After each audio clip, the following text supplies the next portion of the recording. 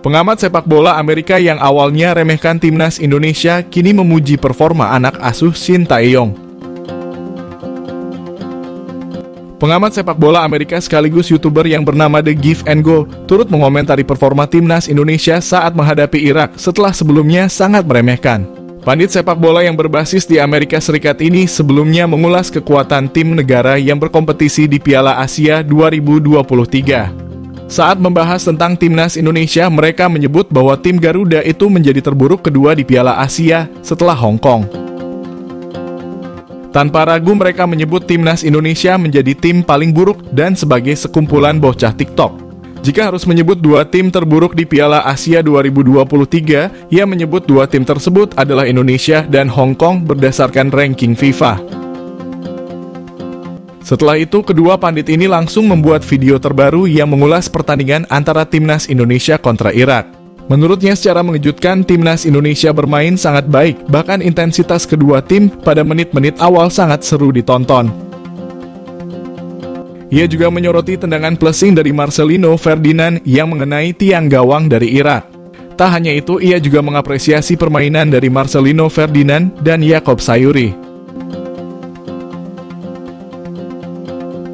Nyaris sama, gol Marcelino Ferdinand disandingkan dengan gol Vinicius Jr. di final Liga Champions.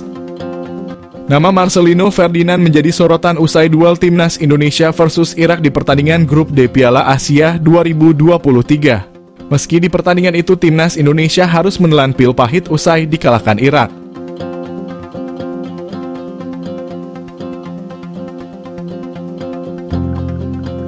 Sementara satu gol timnas Indonesia dicetak Marcelino Ferdinand berkat assist Yacob Sayuri. Menariknya, gol Marcelino Ferdinand langsung menjadi trending di media sosial. Bagaimana tidak, warganet ramai-ramai menyandingkan gol pemain KMSK De Inze itu dengan gol penyerang Real Madrid Vinicius Jr. Gol yang dicetak pada menit ke-36 itu bermula dari penetrasi Yacob Sayuri dari sisi kiri pertahanan Irak. Setelah berhasil melewati dua pemain, Yacob Sayuri melepas umpan silang ke arah Marcelino yang berdiri bebas. Proses terjadinya gol ini hampir mirip dengan proses gol Vinicius Jr. saat Real Madrid bersua Liverpool di final Liga Champions 2022. Pada menit ke-58, Fede Valverde memberikan umpan silang dari sisi kiri pertahanan Liverpool. Vinicius yang datang dari sisi kanan menuntaskannya dengan satu tendangan keras yang tidak mampu diantisipasi kiper Liverpool. Gol Vinicius saat itu menjadi satu-satunya gol di pertandingan itu sekaligus menjadi Real Madrid sebagai juara. Menariknya, bagi Vinicius gol tersebut adalah gol terfavoritnya sepanjang memperkuat Los Blancos. Lantas, apakah Marcelino Ferdinand akan mengenang gol ke gawang Irak sebagai gol terbaiknya selama memperkuat timnas Indonesia? Terlepas dari itu, Marcelino masih punya tugas membawa timnas Indonesia melangkah jauh di Piala Asia edisi kali ini. Cadangan lawan Irak, 3 pemain timnas Indonesia yang bisa main sejak menit awal lawan Vietnam. Timnas Indonesia akan menghadapi Vietnam pada laga kedua mereka di grup D Piala Asia 2023. Tekad meraih kemenangan diapungkan oleh timnas Indonesia pada laga itu. Menurut pelatih timnas Indonesia, Shin Tae-yong, kemenangan lawan Vietnam merupakan roadmap skuad Garuda untuk bisa lolos ke babak 16 besar.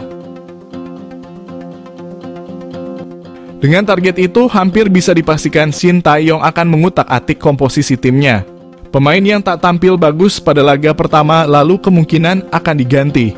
Paling tidak ada 3 pemain yang akan diganti pada laga kontra Vietnam.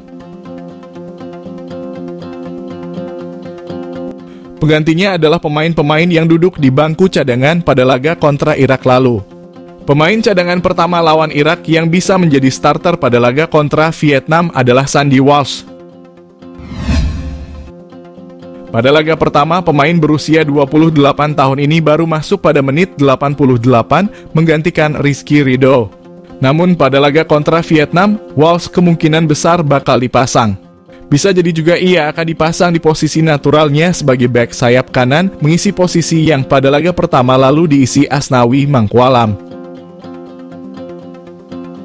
Pemain cadangan lain yang bisa menjadi starter pada laga kontra Vietnam adalah Dimas Drajat.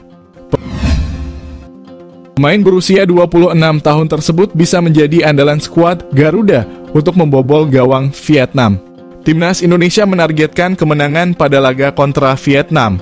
Demi tujuan tersebut tentu mereka harus bermain lebih agresif untuk mencetak gol. Salah satu upaya yang bisa dilakukan untuk bermain lebih agresif adalah memasang Dimas Drajat. Nama terakhir dari daftar pemain cadangan yang bisa menjadi starter pada laga kontra Vietnam adalah Saine Patinama. Pemain berusia 25 tahun tersebut bisa jadi andalan di sektor back sayap kiri Indonesia saat menghadapi Vietnam. Pada laga pertama, Pratama Arhan yang bermain sebagai back sayap kiri sejatinya tak bermain buruk. Pemain 22 tahun ini bahkan menjadi salah satu pemain belakang Indonesia dengan catatan statistik terbaik pada laga tersebut. Namun, Sintayong tentu ingin melakukan penyegaran di timnya.